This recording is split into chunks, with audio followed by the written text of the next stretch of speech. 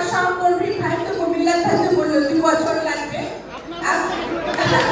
আমি আমি আমি আসলে আমি সত্যি কথা বলি, আমি কিন্তু সময়টা দিলাম না। আমি এটা বলি যে যত তাড়াতাড়ি সম্ভব সেটা করার চেষ্টা করবো।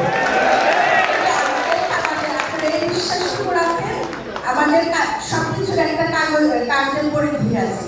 সেই পরিধিটার লম্বা সময়টাকে আমরা যত কম সময়ের মধ্যে এনে আপনাদের এই এয়ারপোর্ট চালু করার জন্য যা করা দরকার আমরা রাত দিন পরিশ্রম করে সেই কাজটা করবো এবং জনাব তারেক রহমানের নির্দেশে আমরা সেই কাজটা করবো।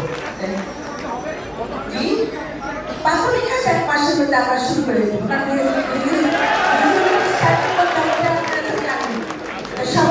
সবাইকে আবারও ধন্যবাদ জানিয়ে, আর বিশেষ করে মাননীয় মহাসচিবকে ধন্যবাদ জানাই যে ওনার আমন্ত্রণে উনি আমাকে এখানে ডেকেছেন, এত বড় সম্মান দিয়েছেন।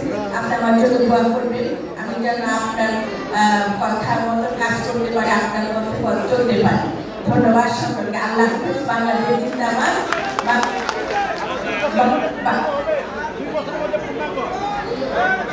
এটা আমি বললাম না যে আমরা চেষ্টা করবো যত তাড়াতাড়ি হওয়ার।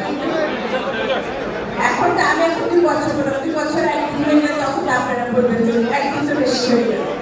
আমরা চেষ্টা করবো যত তাড়াতাড়ি করা যায়। আল্লাহ হাফেজ। বাংলাদেশ জিন্দাবাদ। আমি জাতীয়তাবাদী দল জিন্দাবাদ। আমার দেশনেত্রী খালেদা জিয়া অমর হোক, সৈয়দা শহীদুল্লাহ রহমান অমর হোক, জনাব তারেক রহমান জিন্দাবাদ। ঠাকুরগাঁও সর্বস্তরের নেতা কর্মী এবং পাটপুর এলাকাবাসী জিন্দাবাদ জিন্দাবাদ জিন্দাবাদ।